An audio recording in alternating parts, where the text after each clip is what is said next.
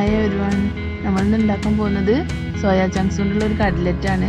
അതിലേക്ക് ആവശ്യമായിട്ടുള്ള ingredients soya chunks 200 ഗ്രാമാണ് എടുത്തിട്ടുള്ളത്.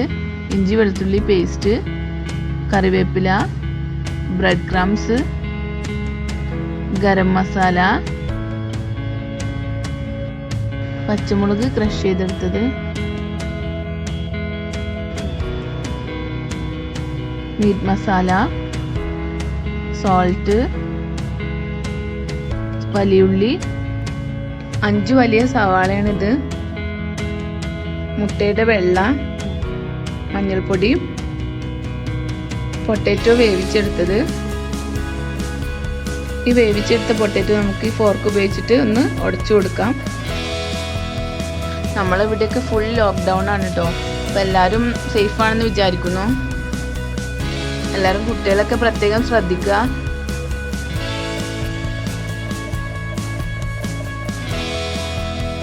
അപ്പോൾ ഈ പൊട്ടാറ്റോ എല്ലാം നന്നായിട്ട് ഉടച്ചെടുത്തിട്ടുണ്ട്. ഇനി ഇതൊന്ന് മാറ്റി വെക്കും. അപ്പോൾ ഇനി നെക്സ്റ്റ് സ്റ്റെപ്പ്, ഒരു 10 മിനിറ്റ് തിളച്ച വെള്ളത്തിലിട്ടിട്ട് പിഴിഞ്ഞെടുത്ത സോയ ചങ്ക്സ് ആണിത്.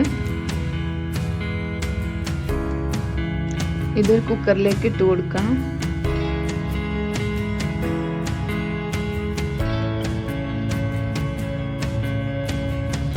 ഇനി ഇതിലേക്ക് ആവശ്യമായിട്ടുള്ള സോൾട്ട് ചേർത്ത് കൊടുക്കാം.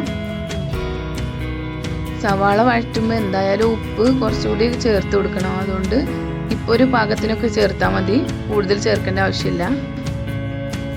1 ടീസ്പൂൺ ഗരം മസാല,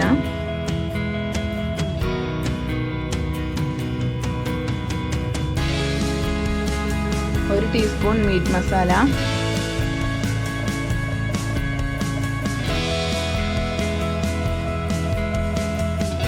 1/2 ടീസ്പൂൺ മഞ്ഞൾപ്പൊടി. ഒരൊറ്റ വിസിൽ മാത്രം വന്നാൽ മതി. ഇനി ഇതിലേക്ക് ആവശ്യത്തിനുള്ള വെള്ളം കൂടി ഒഴിച്ചു കൊടുക്കുക. നല്ല പ്രോട്ടീൻ റിച്ച് ആയിട്ടുള്ള ഒന്നാണ് കേട്ടോ സോയ ചങ്ക്സ്. അതുകൊണ്ട് തന്നെ നമ്മുടെ ഫുഡിലൊക്കെ ഇത് മാക്സിമം ഉൾപ്പെടുത്താൻ നോക്കുക. അപ്പോൾ ഫ്ലെയിം ഓൺ ചെയ്ത് പാൻ വെച്ചു. പാൻ നന്നായിട്ട് ചൂടായിട്ടുണ്ട്. അപ്പോൾ ഇനി നമുക്ക് ഇതിലേക്ക് കുറച്ച് വെളിച്ചെണ്ണയോ ഓയിലോ ഏത് വെജിറ്റബിൾ ഓയിലോ ഏത് വേണമെങ്കിലും യൂസ് ചെയ്യാം. ആവശ്യമായിട്ടുള്ള ഇൻഗ്രീഡിയൻസ് പറഞ്ഞതിൽ ഞാൻ വെളിച്ചെണ്ണ മറന്നു പോയിട്ടുണ്ടായിരുന്നു കേട്ടോ. വേറെ 2 ഇൻഗ്രീഡിയൻസ് കൂടി മറന്നു പോയിരുന്നു, ഞാൻ പറയാം കേട്ടോ. ഇനി ഇതിലേക്ക് നമ്മൾ ചോപ്പ് ചെയ്ത് വെച്ചിരിക്കുന്ന സവാള ആഡ് ചെയ്ത് കൊടുക്കാം.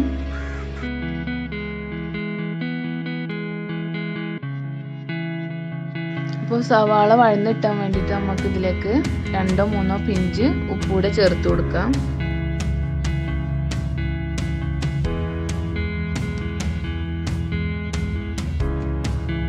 അപ്പോൾ ഇനി ഒരു 1/2 ടീസ്പൂൺ ടെർമറിക് പൗഡറും കൂടി നമുക്ക് ഇതിലേക്ക് ചേർത്ത് കൊടുക്കാം. അപ്പോൾ ഈ സവാളയിലേക്ക് ഉള്ളത് മാത്രം ചേർത്ത് കൊടുത്താൽ മതി. സോയാ ചങ്ക്സിൽ നേരത്തെ നമ്മൾ മഞ്ഞൾപ്പൊടി ഇട്ട് കൊടുത്തിട്ടുണ്ട്. അപ്പോൾ ഇത് ഇത്ര മതിയാവും. ഇനി ഇതിലേക്ക് ഒരു 1/2 ടീസ്പൂൺ മീറ്റ് മസാലയും കൂടി ചേർത്ത് കൊടുക്കാം. ഇനി നന്നായിട്ട് വഴറ്റി കൊടുക്കുക.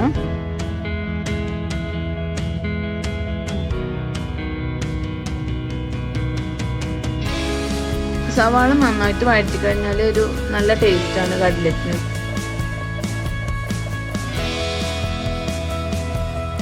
ഇനി ഇതിലേക്ക് 1 ടീസ്പൂൺ ഇഞ്ചി വെളുത്തുള്ളി പേസ്റ്റ് ഇട്ട് കൊടുക്കാം.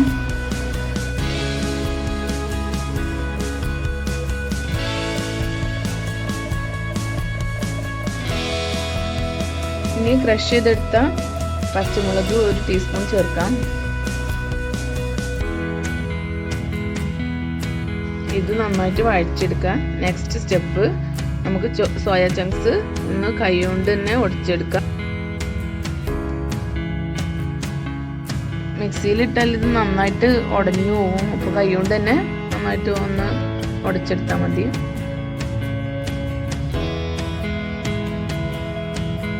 അപ്പോൾ സോയ ചങ്ക്സ് എല്ലാം ഉടച്ചെടുത്തു.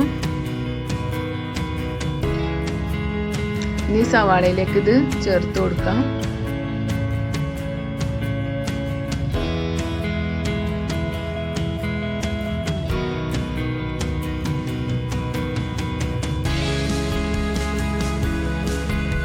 കുറച്ച് കറിവേപ്പില കൂടി ഇതിലേക്ക് ചേർത്ത് കൊടുക്കാം.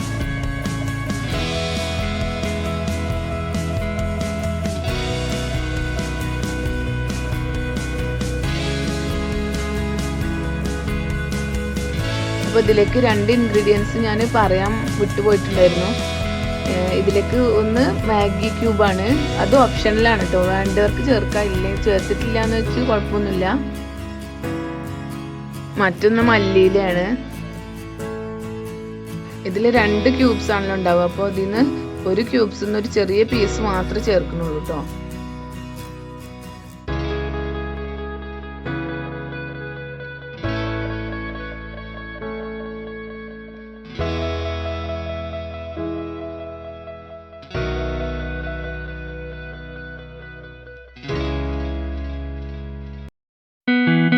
ഇനി നമ്മൾ ഉടച്ചു വെച്ച പൊട്ടാറ്റോസും കൂടി ഇതിക്ക് ചേർത്ത് കൊടുക്കാം.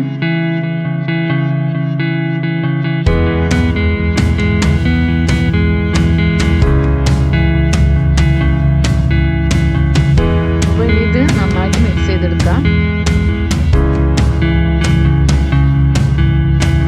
ഇതിലേക്ക് മല്ലിയില കൂടി ചേർത്ത് കൊടുക്കാം. നമ്മൾ വീട്ടിലുണ്ടായ നാടൻ മല്ലിയിലയാണ്.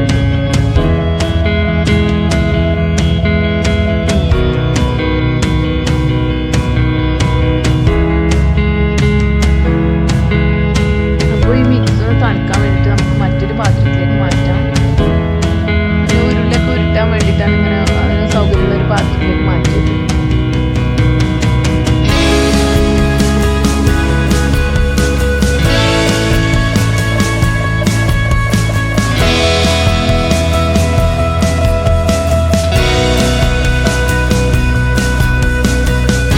ഈ ഒരു അച്ചിൽ ഓയിൽ സ്പ്രെഡ് ചെയ്തെടുത്തിട്ടുണ്ട്. പിന്നെ ഇത് ജസ്റ്റ് ഒന്ന് കുഴച്ചിട്ട് ബോൾ ഷേപ്പിലാക്കി എടുക്കാം. അപ്പോൾ ഇത് 2 രീതിയിൽ വേണമെങ്കിൽ ചെയ്യാം. ബോൾ ഷേപ്പ് മിക്സ് ഒന്ന് ബോൾ ഷേപ്പ് ആക്കിയതിന് ശേഷം നേരെ നമുക്ക് ഈ അച്ചിലേക്ക് വെച്ചിട്ട് അമർത്തി കൊടുത്തിട്ട് അതിന് ശേഷം എഗ് വൈറ്റിൽ മുക്കിയിട്ട് ബ്രെഡ് ക്രംസിൽ മുക്കിയിട്ട് വെക്കാം. അപ്പോൾ രണ്ടാമത്തെ മെത്തേഡ് എന്ന് പറഞ്ഞാൽ ഇത് ആദ്യം ബോൾ ഷേപ്പിലാക്കി എടുത്തിട്ട് എഗ് വൈറ്റിൽ മുക്കിയിട്ട് ഈ ബോളൊന്ന് എഗ് വൈറ്റിൽ മുക്കിയിട്ട് ഒന്ന് ബ്രെഡ് ക്രംസിലേക്ക് ഇട്ട് കൊടുത്ത് അതിന് ശേഷം നമുക്ക് ഈ അച്ചിലേക്ക് വെച്ചിട്ട് അമർത്തി കൊടുക്കാം.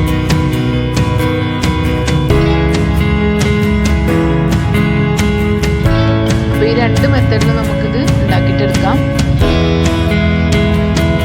അപ്പോൾ ഞാനിപ്പോൾ ചെയ്യുന്നത് രണ്ടാമത്തെ മെത്തേഡിലാണ്.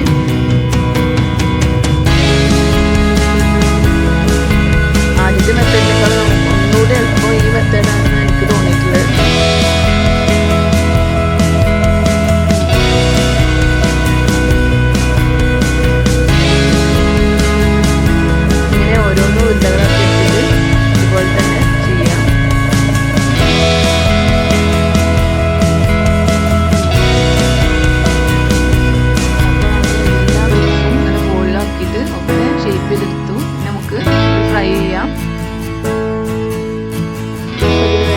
ചീനച്ചട്ടി സ്റ്റൗവിൽ വെച്ചിട്ടുണ്ട്.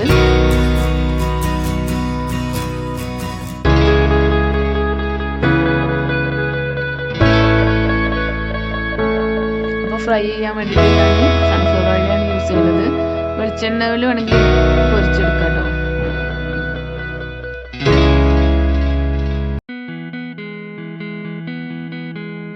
ഇപ്പം എണ്ണ നന്നായിട്ട് ചൂടായിട്ടുണ്ട്.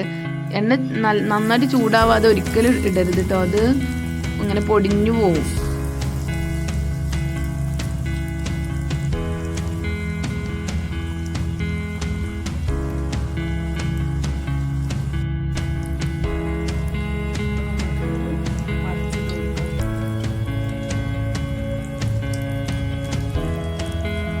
ഫ്ലെയിം കൂടാനും പാടില്ല, കുറയാനും പാടില്ല.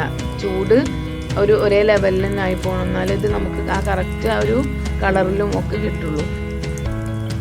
ചൂട് വല്ലാതെ കൂടിപ്പോയാൽ പുറം ഭാഗം വേഗം കരിഞ്ഞു പോവും. അപ്പോൾ കട്ട്ലറ്റ് നല്ല ഗോൾഡൻ ബ്രൗൺ ആയിട്ടുണ്ട്. ഇനി ഇത് നമുക്ക് കോരിയെടുക്കാം.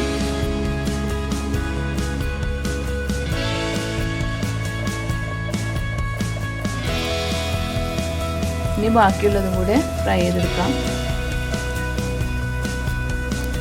അപ്പോൾ കട്ട്ലറ്റ് ഫ്രൈ ചെയ്യുമ്പോൾ എപ്പോഴും ശ്രദ്ധിക്കുക, ഡീപ്പ് ഫ്രൈ തന്നെ ചെയ്യുക. എണ്ണ കൂടുതൽ അബ്സോർബ് ചെയ്യാതിരിക്കാൻ അതാണ് നല്ലത്. അപ്പോൾ ബാക്കിയുള്ളതൊക്കെ ഇതുപോലെ ഫ്രൈ ചെയ്തെടുക്കുക.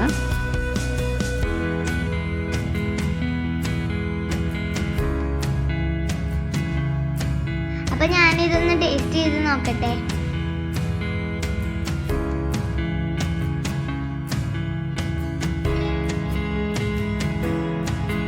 അടിപൊളിയായിട്ടുണ്ട് കേട്ടോ. അപ്പൊ എല്ലാവരും ഇതൊന്ന് ട്രൈ ചെയ്യട്ടോ. അപ്പൊ വീഡിയോ ഇഷ്ടമായെങ്കിൽ please like, share and subscribe. By.